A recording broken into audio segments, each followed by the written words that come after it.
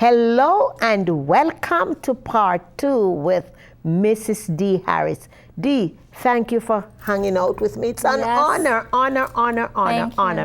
And I know for those of you here at the Comcast home, Dee's face is not new to you because she is the proud host of Hanging Out with Dee.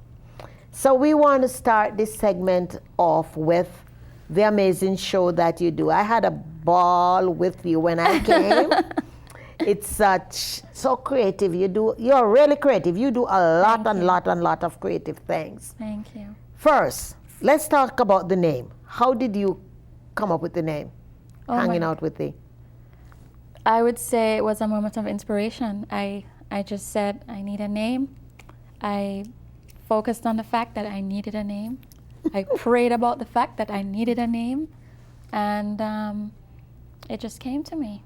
Hanging Out with Dee. Yeah. What does your show focus on? What's the message of your show? Know thyself. Know thyself. See, she told you again, know thyself. Know thyself. Do not be swayed to the left or the right. Stick to it. Stick to who you are. Know your who-ness. That's right. How long did you start the show? I started the show, we're in our 3rd season, so we started in February of this year. Beautiful. But it's pretty much talking to successful people like yourself. Oh, Lord, thank you. People who are masters in their field and in their craft and listening to their journey. Yes. Many, if not every person who has been on my show has reinvented themselves. Not once, not twice. Sure, please, girl. Oh, Lord. Several times. Don't get me started on that one. Several times. You know, it's amazing, Dee, because I'm sure you have heard it over the years, and more so now on your show, because everybody sit out there and they think, oh, they have it made, they're lucky. No they such are thing as luck. overnight success. No such thing. Some people overnight took 40 years. I'm telling you. And some people get 50 years. And they're still just doing it. But it's persistence. Absolute persistence. Persistence. You cannot give up. It's the caterpillar to butterfly. Every time you change and reinvent. You're in your cocoon, you're doing your thing. Nobody knows how many years it took you, how much pain you went through, because we know that pain births a lot of purpose. How many books you had to read, what you had to study, what you had to relearn, what they see is a butterfly. The butterfly. Yes. Oh, and they're like, look at her. Look at her. Look at her. They see the eagle soaring. Yes. And they don't know how many times you got pushed out of that. Absolutely. And pushed out of that and pushed out of your nest. Yes. So it's really been wonderful talking to wonderful people like yourself and listening to their journey. And the journey is always the same. Yes. They understood that they were connected to Source. Yes. They all went through something rough, and they all had to go to a place where they knew themselves, and then they reemerged. That's right. Over and over again. That's right. That's right. It's beautiful. Have you ever had any episode that stuck with you? You went home and you just couldn't shake that episode because the message resonated with you and it stuck with you, and it's like you go through your week, because your show is on what, Tuesdays? Thursdays. And Fridays. And you go through the week and into the new week and you're still thinking about it. It's just lingering on you. There's one show that stuck with me that was in season 2, and it was with Ashe Amin-Ra. Ashe Amen-Ra is the Danbury African drummer. He's head of the Department of African Drumming at the Danbury Music Center here. And he was made famous for his bout with anthrax.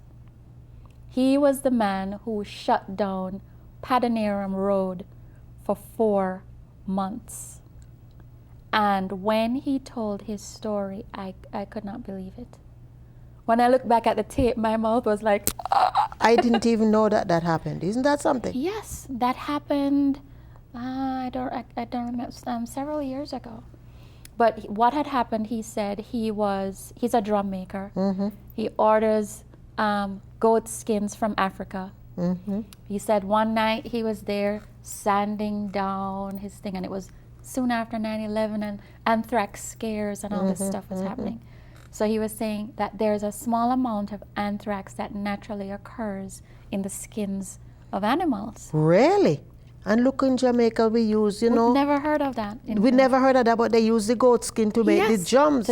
Right, so he makes the same kind of drums. Oh, Lord, yes. So he said he had a big order, and he stayed up all night, trying to finish past up. midnight, late in the night, filing down and doing his stuff to make this big order. He said he used to do all his work in an old horse shed, and he worked late, felt proud of himself, stood back, looked at his work.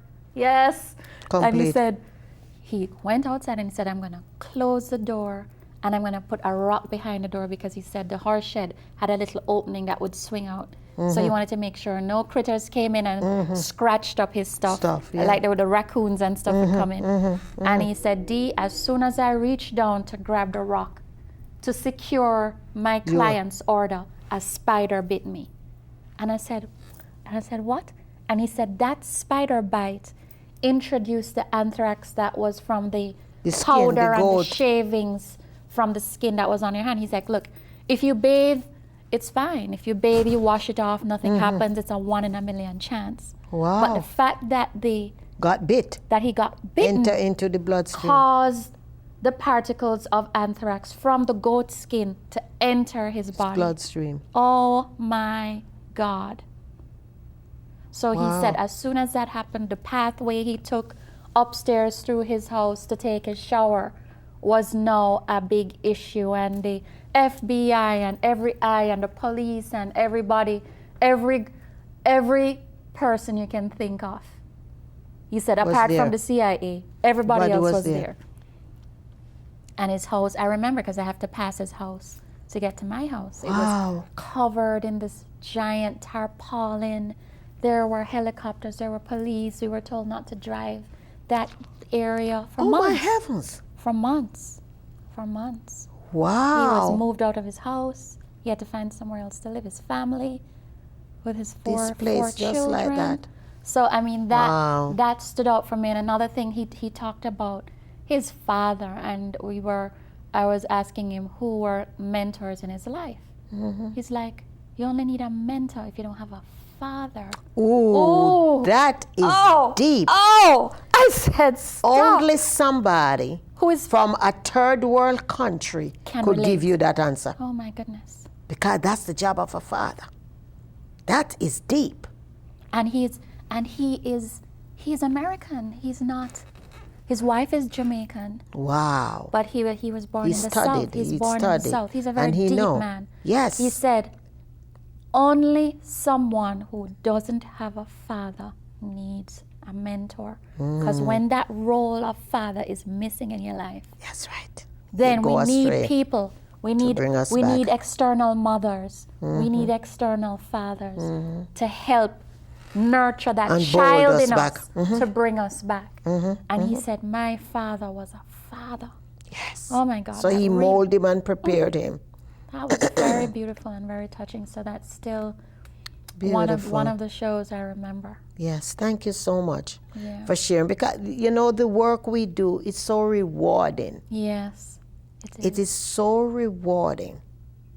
At least I find it very, very, very rewarding to know that people trust us with their stories. Yes, absolutely. And they invite us in and they embrace us inside, because that is powerful. Yes. For somebody to really open up And tell you. and tell you, share you. Yes. and to share with you. Yes. I value that.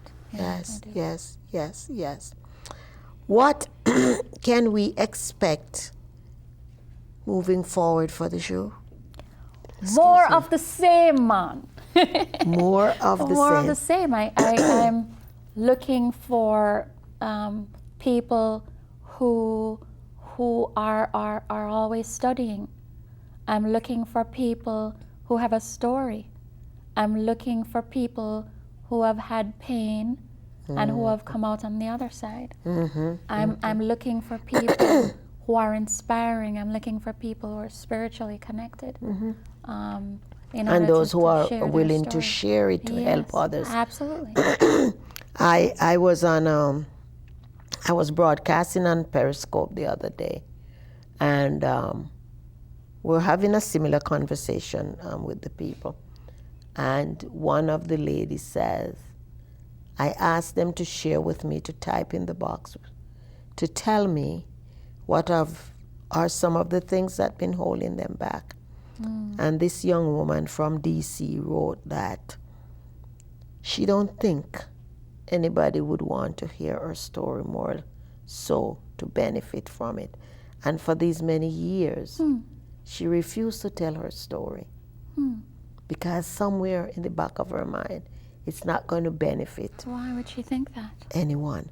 You know, maybe the way she's been programmed over the years, she's not good It's enough, value. she's Yeah, less than. You know how society is. It's not everybody is a Dee Harris that will follow and step out and follow suit. You know, there were people in there was saying, you know, I'm not educated enough. And education has nothing to do with your story. Nothing to do with it. Nothing. Education has absolutely Zero nothing to do with it. to do with that. We just have to be willing. To tell our story. That's right. If we understand that we're all connected, Exactly. like tapestry, like Exactly. links in a Wove. chain. Some of us are woven tighter Tight. together, but some of us, we're probably just in the first layer. Yes. But we just have to do the best we can in that Absolutely. first layer. Yes. Because you are a purpose right there.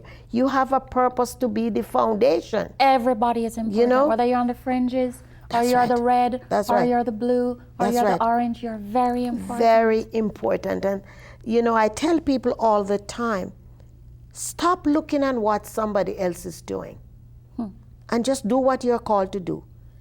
Easy does it. Stay in your lane Oh my and goodness. you run.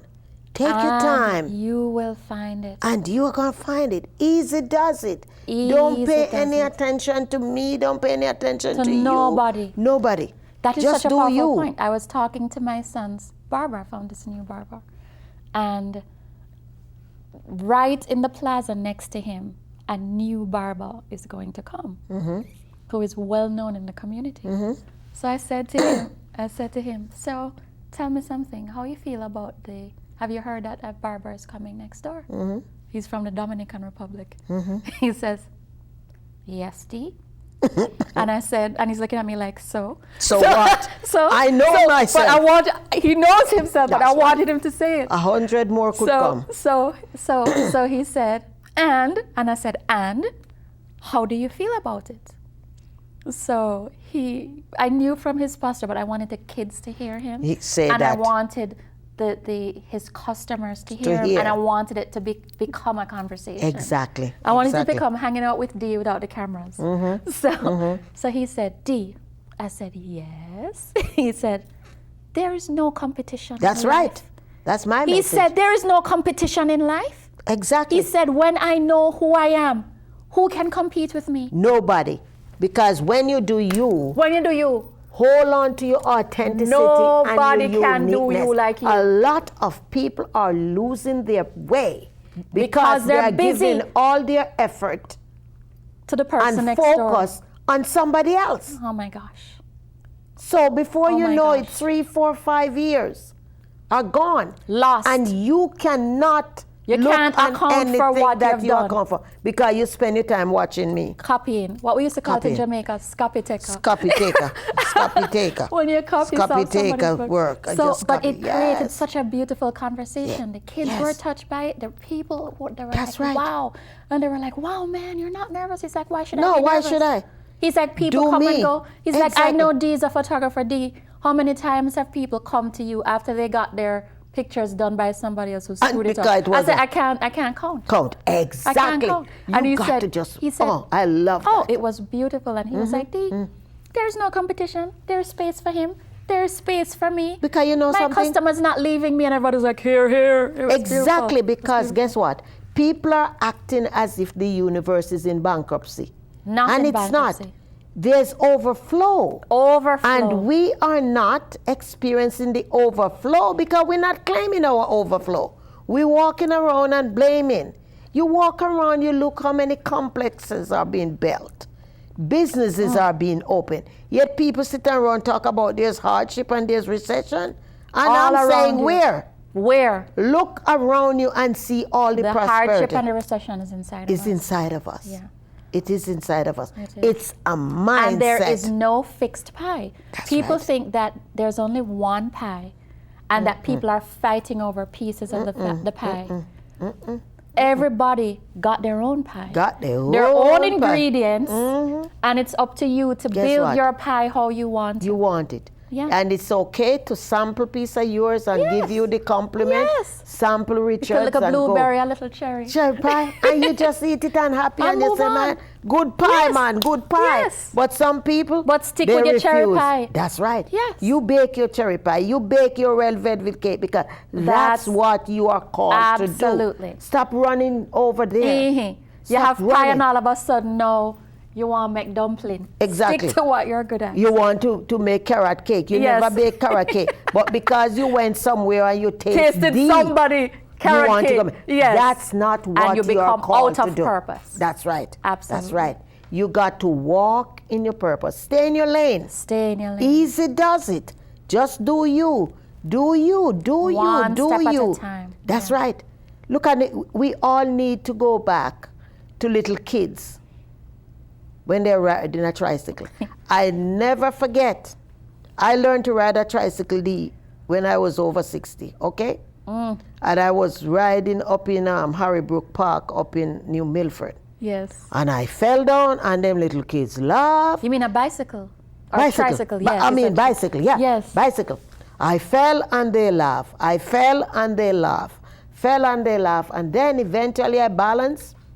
I start pedaling. No more laughing. And they got off their little tricycle with the trainer wheel and, And started to clap. they clapped me and give me thumbs up.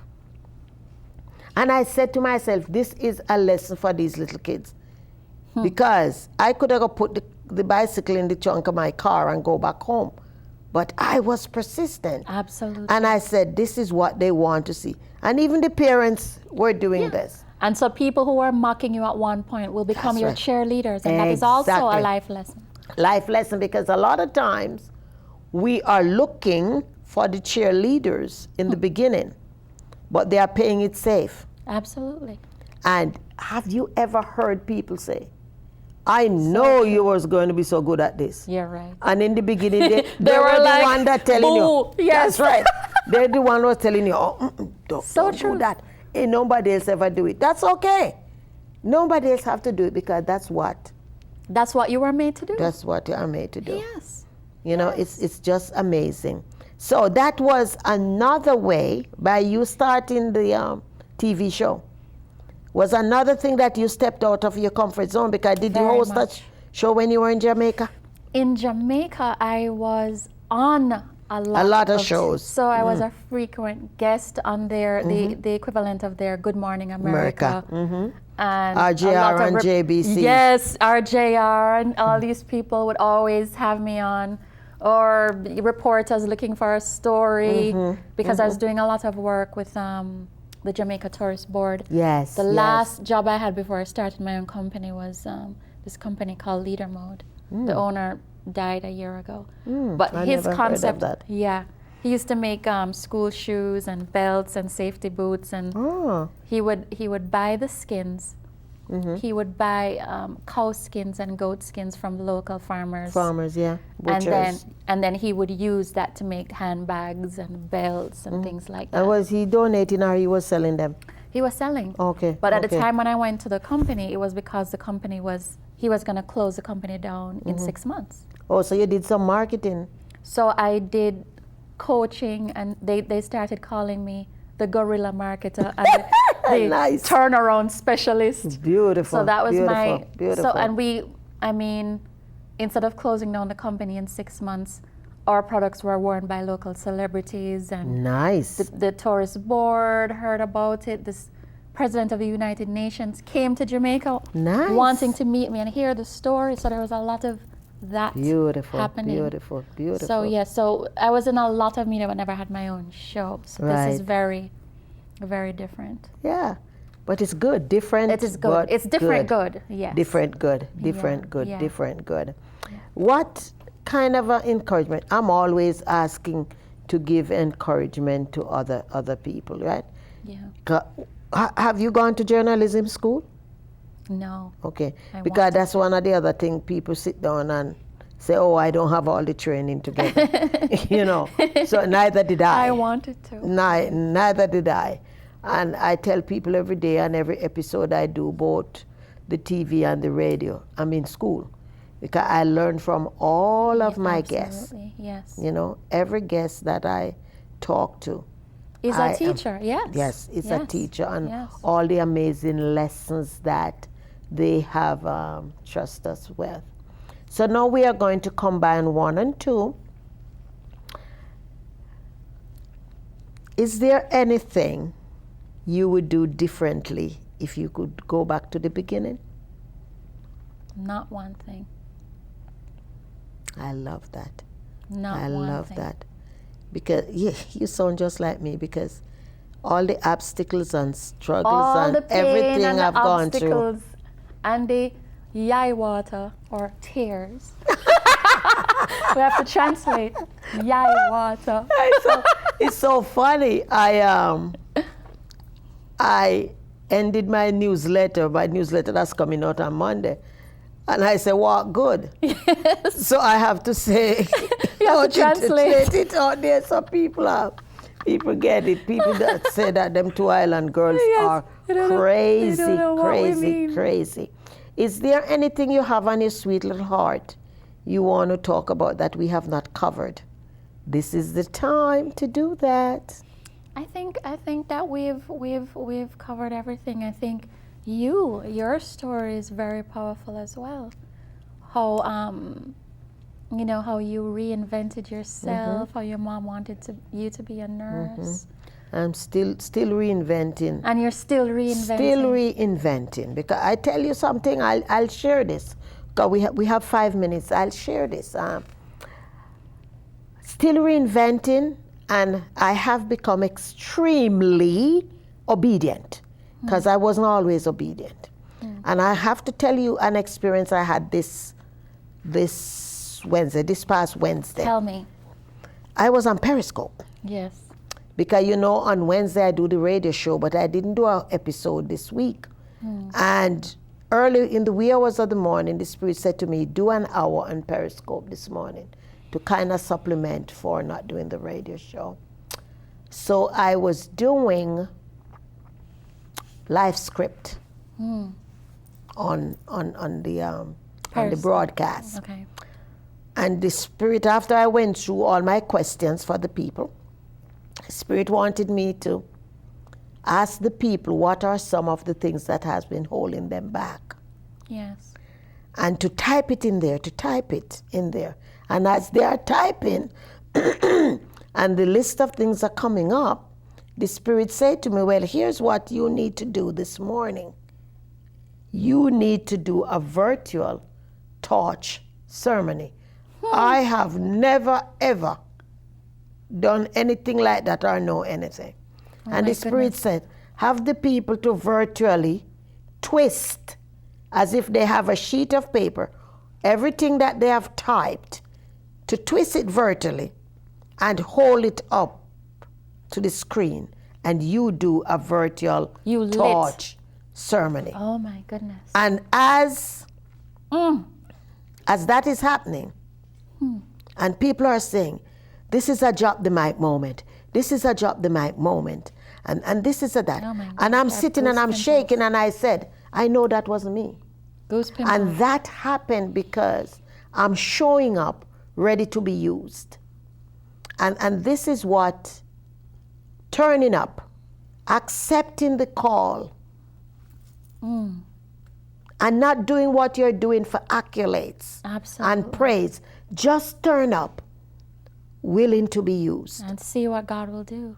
And see what God will do. That is an unforgettable. I felt it, man. Like goose I tell you, pimples. Dee, I was sitting and shaking because I'm thinking. And one of my supporters on there, Oliver Clark, he said, I've never seen anything like this, Dr. D. He said, I've never seen anything like this before.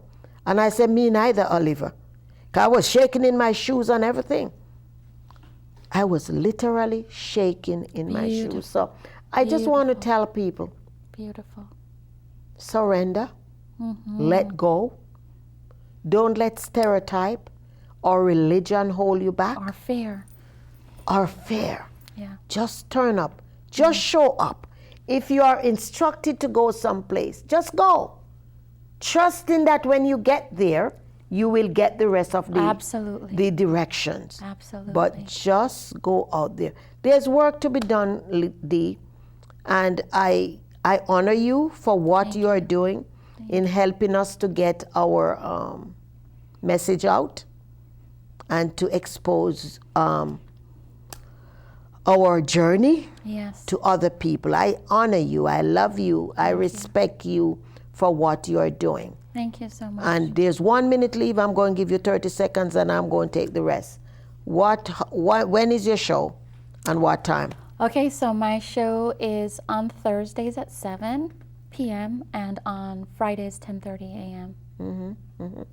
And again, I thank you. I want to invite you to connect with me on Twitter, Facebook, on LinkedIn. And listen, you have heard it from Dee. Know thyself. And don't let anybody get in the way of that. Know yourself because you're authentic, you're unique, you're special, you're a gem. And nobody else can polish you unless you allow God to polish you. So see you next time. Bye.